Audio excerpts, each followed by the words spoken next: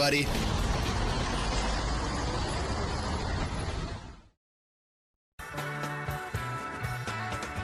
Some folks look for answers, others look for fights.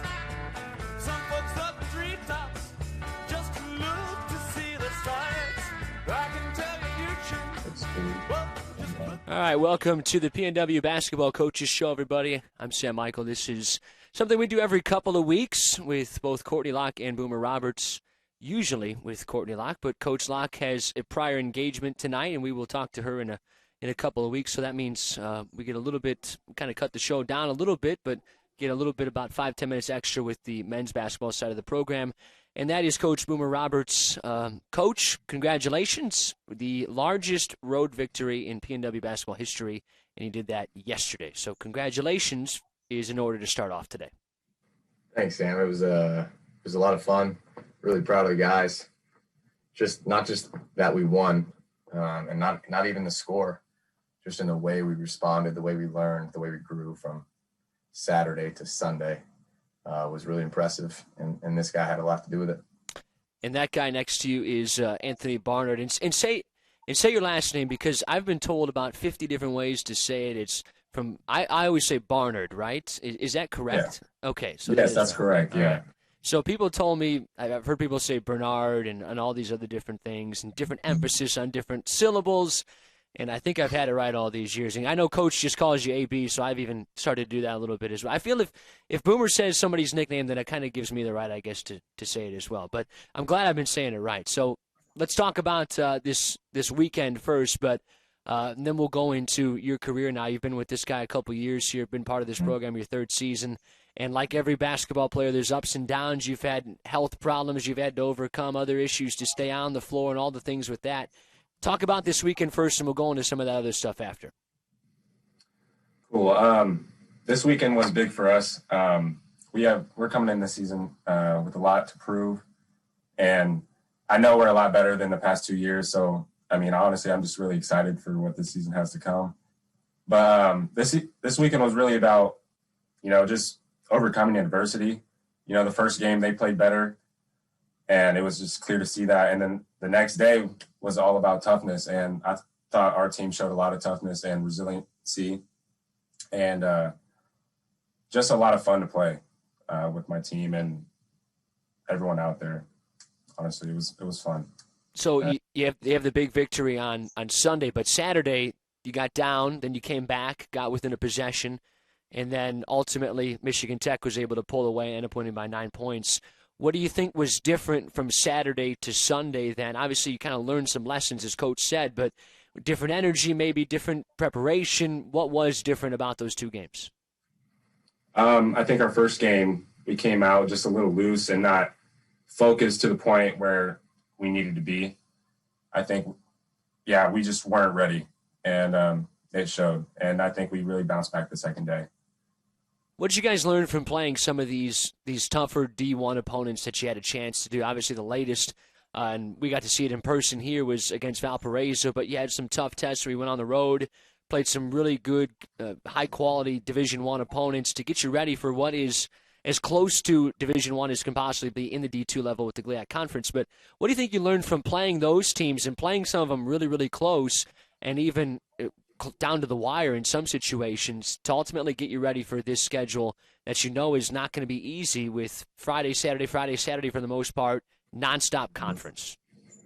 I think playing those tough opponents early in the season really kind of gave us a little bit of confidence going into the GLIAC, and basically because, we were, put almost dead last, and we just know we have a lot to prove and we have a lot to show because we gotten a lot better and we want to show that. What's changed in your time, junior now at this point? And as we mentioned, you had some things last year that you didn't get a full season, and ultimately this year no one's getting a full season, unfortunately, but we're hopefully going to get as close to possible on that. So how have things changed for you personally and for this program entering your third season with Boomer here and PNW and the rest of the staff and all your teammates as well? There's just been a lot of growth with me through the past 3 years. Boom's been there and supporting me the whole way, and that's really helped me stay on track and just focus on the important things, especially at this school and about life. And coach and my teammates really helped me get through that. So it's been fun and a good learning experience too. Coach, we've talked a lot about AB over the last couple of years, and you've referenced some of the things he just mentioned. What do you think has stood out as far as the way things have gone from that freshman? Everybody comes in as a young freshman, right? No matter what their size and stature might be, they're always young mentally speaking, and some guys are a little bit more mature than others, but really you're a freshman. You got to learn a lot of these lessons. How do you think he's done that and progressed to where he is now as a player and off the court? Tremendous progress, Sam. There's a quote by my favorite author, Mark Batterson. He said, "It's not about what we're doing, it's about who we're becoming." And AB is like the rest of our guys. He's growing as a young man. I think he was thrust into this role as one of our best players, if not our best player, as a freshman, at a place that was transitioning coaches, a place that was transitioning leagues. The level was different, and truthfully, we weren't very talented, and he got thrown into the fire a little bit. And it's hard when you're that young you got college academics, you got balancing time management, and then you got to be really good on the floor. And he had ups and downs, just like a lot of freshmen do. But then you look to his sophomore year, and when he was healthy, he was every bit as good as anybody that we played. But he went through some adversity and some injuries. And so going back to that quote, not about what we're doing, about who we are becoming. And as a player, he's grown a ton, added a lot to his game, gotten a lot more versatile. And the other thing he's done, Sam, is he's spent more time in the gym. And there's really, Coach Reynolds says it all the time, there's no secret to success. The guys who put in the work, that's where the confidence comes from. We say it all the time, confidence comes from what? Preparation, right? And he's prepared better this year than he ever has. And then more than anything, I know this is a long answer, but as a man, not a finished product, neither am I, but he's a better leader. He's a better servant. He cares more about the team. He's growing, just as a man of integrity, faithful and showing up. He hasn't been late to one practice, one workout, anything like that. So you just see strides of him maturing. And really, as he does that, there's just not a lot that can stop him on the court and in life. And I'm proud of that. He better not stop or I'll beat him up. We said that a couple of years ago. I know you sent me a clip of it, and I still actually, a few weeks back, and I still remember saying those things. I probably said those maybe at least once in every single game of those first couple of seasons, definitely that first season. When you talk about a guy like AB, when he came in, he was playing a lot of games. I think he was playing the 5, if I remember correctly, definitely the 4 most times. And he was an undersized. He was a freshman. He's only 6. Not I say only as a guy who's 5'10", but he's 6'7", right? Normally you want your center to be a little bit of the bigger wide guy. I mean, he could play the 2-3 spot, no problem, and easily play the 4 spot. But when you're playing some of these big 6'10", 6'11", even 7-footers in the GLIAC, it's just not easy. It's not easy to guard those guys and try and score around them. And I remember saying the clip that you sent me that when there comes a time when coach catches up with the recruiting and all of a sudden you get to slot guys into positions where they should be, then you're going to see players really shine. And I think now finally that we can say that there is a roster where you feel like we've got these guys who are going to play the 5, we've got these guys who are going to play the 4, and so on all the way through the lineup. And AB, I think you can attest to this. When you walked in as a freshman, right, in high school is different. Guys aren't lifting weights and doing all the weight training necessarily. Even some of the best programs never quite compare with college, what you do. You weren't ready to be playing that 5 spot, but you had to because you were one of the few guys that could. Yes. Talk about how difficult that was in that spot as a freshman and where you are now. Now you're more comfortable. Yeah. It was pretty difficult coming in, and, a lot was expected from me. And really, I just, I knew if I didn't give it all I had, I wasn't going to play. And that's really what it was. I mean, every matchup that came my way, I just really gave it all I got and went at it full 100%. And, I mean, if it worked out, it worked out. If it didn't, it didn't. And it showed that I wasn't ready as I thought I was. But I've really grown, and I've got bigger, and help with coach and his program with weights and stuff. It helped a lot and got me ready for the GLIAC. Now the obvious questions that And I don't want to insult my fellow media members and sports journalists. So I'm not a journalist, but so to speak, the question that you have to ask when you look at this program, of course, goes back to, and we're going to get back to your recruitment and stuff like that. I always like to kind of bounce around, but I don't know if you've ever been on our station before. You never come on any of the shows, or have you, right? No, okay. Yeah, I haven't been on it. Yeah, I know we haven't talked for sure, and I have not interviewed your sister either, and that's where this is going, right? You guys are twins, correct? Right? At this point, we all understand that. People that follow this program, we can establish that for everybody. So the question always goes back to, you have twin siblings, a boy and a girl, who end up at the same school, playing the same sport, at the same level, obviously at the D2 level. What was it like growing up in your household with your sister, obviously talented at basketball, you talented at basketball, one going to play AAU probably over here, one going to play AAU over there, and all the stuff that went into you ultimately both ending up here? Growing up, our mom really, got us into the game, and we both were very passionate at a young age, and really just followed through high school and now here. But it really helped us growing up and, being able to compete with each other and have that time where, we just, wanted to play and just have fun. And it ultimately led us to here. And through our senior year, I was being recruited here, not by him, but by the previous coach, Bush. And my sister, so I came on a visit, and that's when they asked about my sister. And that's how that whole thing started. And I think like a week later after my visit, the women's coach here came all the way to Kokomo and talked to my sister. And it was like that, connection like that. And we talked about, as soon as we got interest from both schools, we talked about coming here together because we obviously like being around each other. It's nice having her around and just to be there for me throughout, college and life. So it's been pretty helpful. You don't have to say that just because the camera's on. No, it's true, though. Good. What he wanted, man, is that he's pretty good, but he's a 6'7", 215-pound guard forward that isn't just the second best player in his family at his own institution, because Brittany's better than him. He also has never beat his mom in one-on-one, and that's just remarkable. Shout out to Carrie. That's the question. That's the obvious follow-up is what was it like growing up then playing against your sister probably in the backyard and doing all that stuff, and then you guys probably played 2-on-2 together against everybody else and probably dominated the neighborhood, I would imagine. And I've been to Kokomo.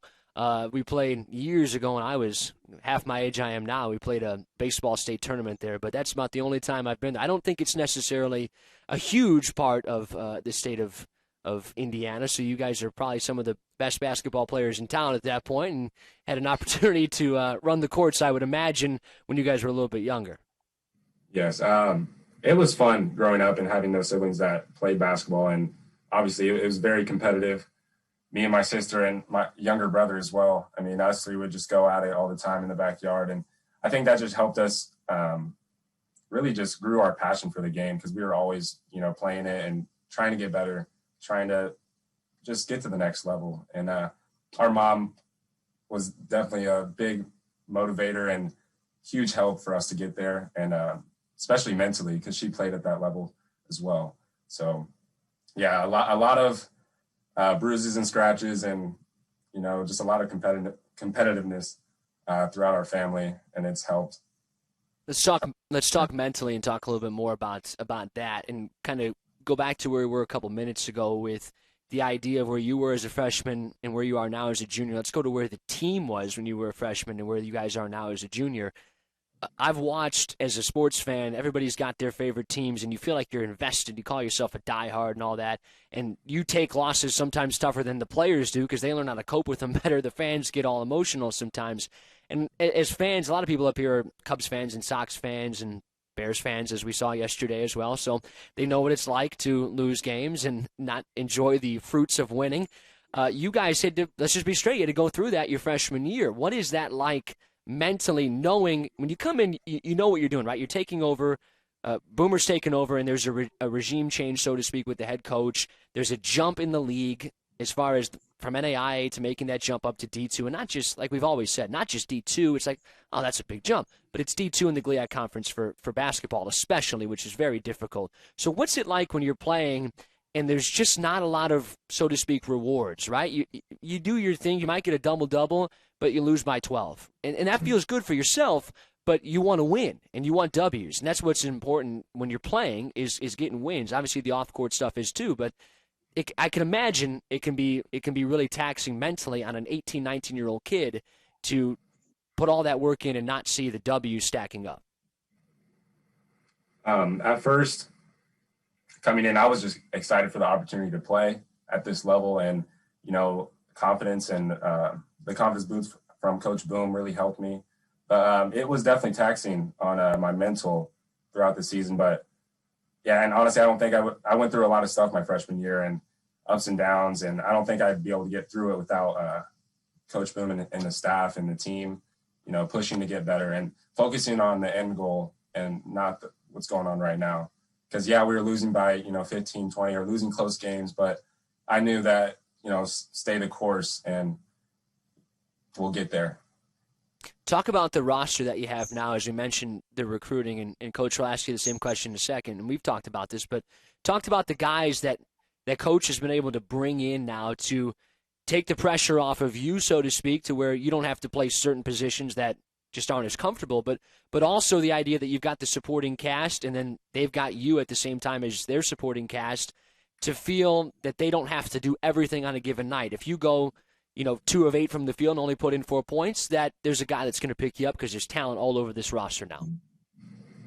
I just think it helps me focus, on our team and, the outcome rather than focus on myself. Because usually previously, if I was doing bad or having a horrible game, we weren't in the game or, it was just a bad game overall. But now that we have these players and this talent, it's just takes a lot of pressure off me, but it just, I'm just more excited for this team. And cause I know we're very talented, and I just think we can do a lot with this team, and I'm excited.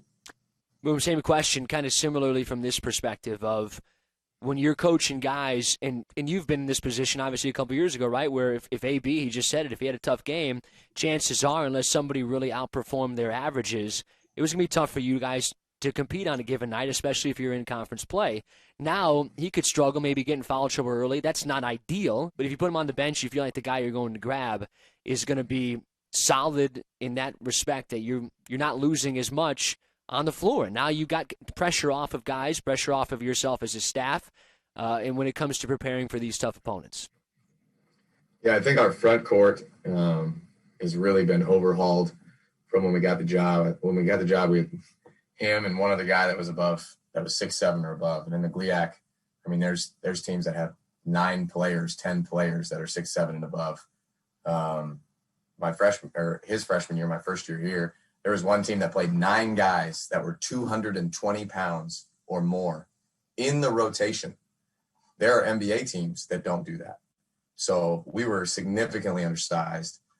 And then you talk about adding Gyro. You add Vince. You add Joanne, 6'9". You add Stone, who is getting better and better and is a really good player. He's just behind some pretty good players in his own right.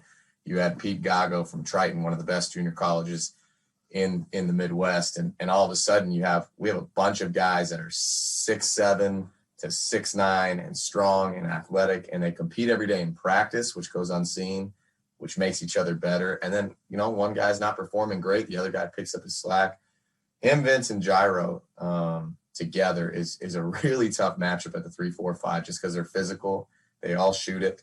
They all pass it well. They're all unselfish. And then we have guys off the bench that are ready to go. And that's not even to mention our 2 6'7" freshmen that they're guards, but they're 6'7" and athletic, so they're long and they can get rebounds and block shots. So our length has really improved. I think we have, 8 guys on the team now that are 6'7" or more, which is a giant difference than what we had, obviously.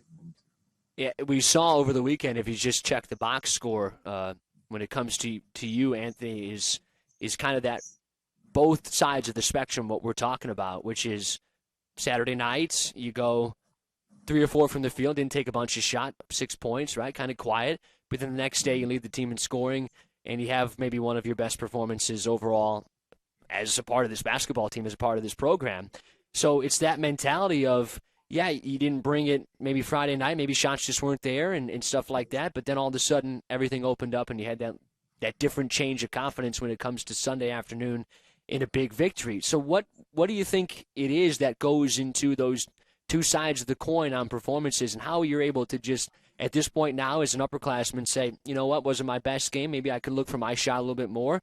You do that the next night. Yeah, I think you hit it right on the point.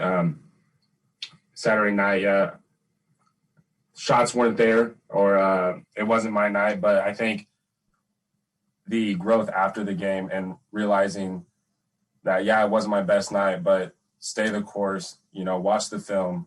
And we had a film session later that night, and it just really helped me, focus on what to do the next game and have that, mentality to go out there and create opportunities for yourself rather than wait for them to come. And it really just gave me a confidence boost. And, coach is always there supporting me, and my teammates as well. They're big supporters, and I'm just very appreciative for that as well.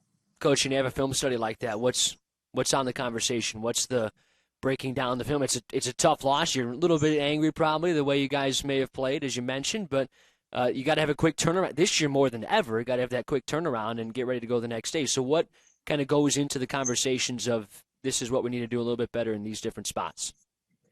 Yeah, that was a big part of it was our staff meeting. The three of us in a hotel room just watching it. And, if I'm being honest, the downside of watching film immediately after you play is if you lose, you watch the film and you lose again. And that's just not fun. We turned the ball over way too much. I said that in our post-game, quotes with our SID. A lot of it was forced, and then some of it was unforced. And we can't get the ball off the glass, which we're a pretty good offensive rebounding team. The ball's not zipping well enough, and it showed. And it affected our defense because we were discouraged about turning the ball over. We got some room to grow with our discouragement moving on to the next play. But then you flip it and you show these guys, and they owned up. That it was so much fun. That's what I hinted at earlier.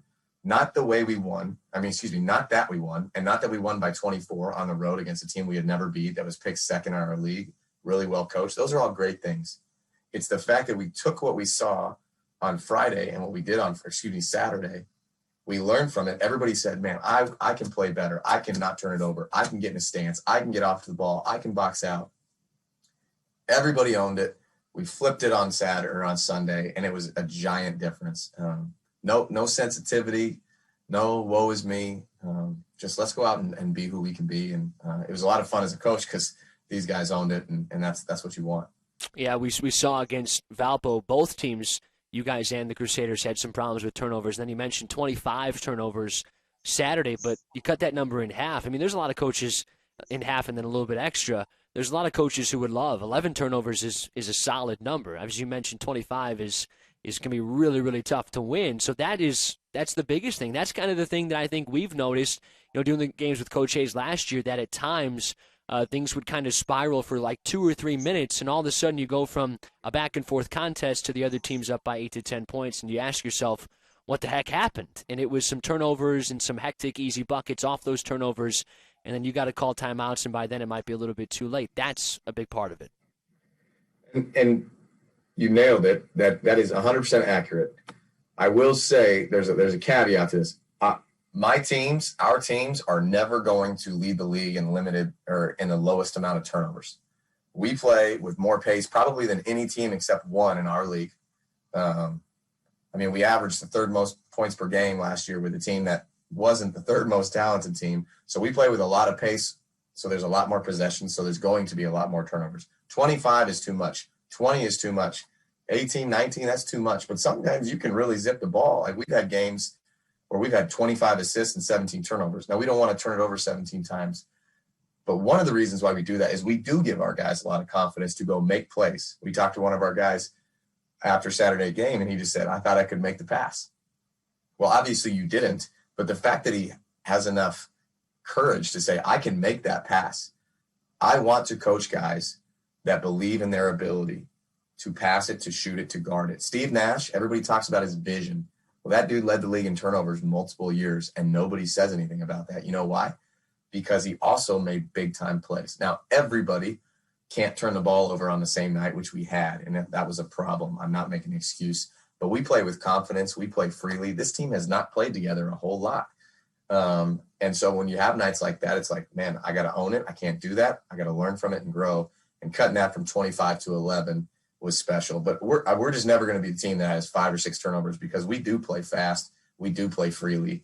And when you got good players, you let them go. And I'm going to keep doing that. So it's a give and take, and we're learning as we go. And I think, AB, you could talk more about this in a second. I was having a conversation with my buddy's girlfriend is from, and they both live now in Kentucky. And as you can imagine, if you live in Kentucky, what college basketball team you probably root for, and that is the University of Kentucky Wildcats. And as is well documented, and we'll talk with Coach Pagani in a minute about the kind of national college basketball landscape, Kentucky's not off to their best start under Coach Calipari this year.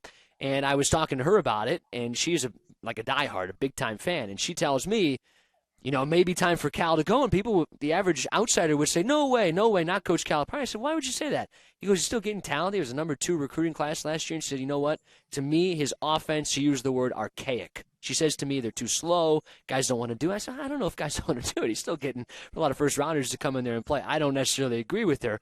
But if you think that certain coaches are a little bit slow, you know, the old Bo Ryan offense where they used to try to beat everybody 50-48, and if you watch that, they're a little bit more up-tempo now.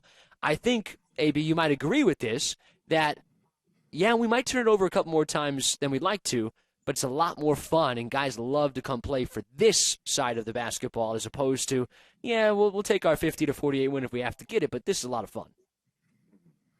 Yes, it is a lot of fun, especially when a coach gives you a lot of freedom like he does. He gives us a lot of freedom, but also at a, you know, restricted level. You know, he expects a lot from us, and but also gives us a lot of freedom, and that helps us with our confidence and our ability to play out there together, and having that, you know, confidence to make that pass or hit that shot, and, you know, confidence to guard any player out there. I mean, it does help a lot, and I'm grateful for the way he coaches in his game plan.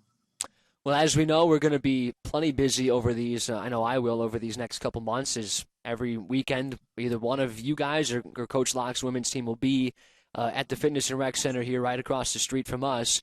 And the women were home last weekend. They'll go on the road to Lake Superior State, which means you guys will play that same Lakers team at home this coming Friday and Saturday. Coach, what are we looking for? This is another talented team, a team that you got the best of at the end of the year last year, one of your final games of the year, which we've talked about. You guys, you felt started to hit a pretty good stride. Unfortunately, the schedule kind of ran out of games at that point. But coming off a good win, now you're hoping to grab a couple of home wins and put yourself in a pretty good position, but a tough team coming to town Friday. Number one, it'll be fun to play at home. Yeah. All the individual workouts we did with social distancing and no contact, and each guy has his own ball and all that kind of stuff at the beginning of the year and all the pauses. You know, if we're fortunate enough to play this weekend, that'll be just fun in itself. A lot of work put in that gym. But you talked about it, Lake State. They're talented. They're tough. I think their coaching staff probably does the best job in my 2.5 years here in the GLIAC at getting the most out of their ability as a team. They have good players, but they are better than the sum of their parts, and that's good coaching. And so I think that's the first thing that stands out. They get a guy back, Malik Adams, who was all-league 2 years ago, coming off a torn ACL. He was a first-teamer. They had a couple JUCO guys from a very good junior college program, Schoolcraft in Michigan. And then they return, you know, 3 or 4 other guys that were starters or played starter minutes for them last year. So, you know, they're coming off a win. They did the same thing as we did. They lost the first day. They played Friday, Saturday, lost Friday, and bounced back, played well Saturday. So still learning a lot about them with those new guys and how they're going to mesh Adams back in. But they're talented, they're hungry, and they can beat anybody on a given night. So if we're not ready to go, it's going to be a problem. But we're excited to play at home, and I think our guys got a taste of what it takes to be successful, and hopefully we build off that. Coach, what do you think is the toughest part of playing the same team back-to-back nights, because that's not something that is normal in the conference schedule. Normally you'd have at least a couple weeks in between playing certain teams, and you feel like, okay, we'll be better prepared next time. If we didn't play well, or if we played well, we know they're going to be better prepared next time. Now, as you talked about with Michigan Tech, they might have felt like they got you the first night, and it's like, okay, and we're going to get them the second night. Maybe they kind of relaxed a little bit, not saying they did, but human nature sometimes. So what is some of the challenges of having to keep that switch either up if you play well, or completely flip it the other way if you don't play well that first night? I should tell you this. I like it. I enjoy it. I think it's fun because we're competitors, right? You want to play. Practice is fun, but competing in games, that's what you sign up for. And so I enjoy it. If we could have 4 or 5 games a week, I'd take that. I'm one of those coaches. But I think the biggest challenge is probably the guy on the other sideline is almost always better than me. And so our players have to overcome that. You know, we got to be tougher. We got to execute. We got to take what we learned from the first day and be better the second day. So that's probably the biggest thing is they might make a lot better adjustments than I do. But a good thing I have good assistant coaches. But it's been fun. Obviously, we've only done it once in conference. We played a lot of back-to-backs with the same opponent just once. So we'll learn as we go. But just who's gonna execute, who's gonna get stops, who's gonna stick free throws, who's gonna be more together as a team. With no fans, the home court advantage really isn't as significant as it's been. So the better team's gonna win almost every night. So it's fun for us. One thing before I ask you one last question, AB, is Steve Hettinger, who's the coach there at Lake Superior State. There's 2 things that I've noticed about him, and I've never spoken a word to the man, but number one is, you're right, he's a very good coach, and he's very active up and down his sideline, and he demands a lot of his basketball team.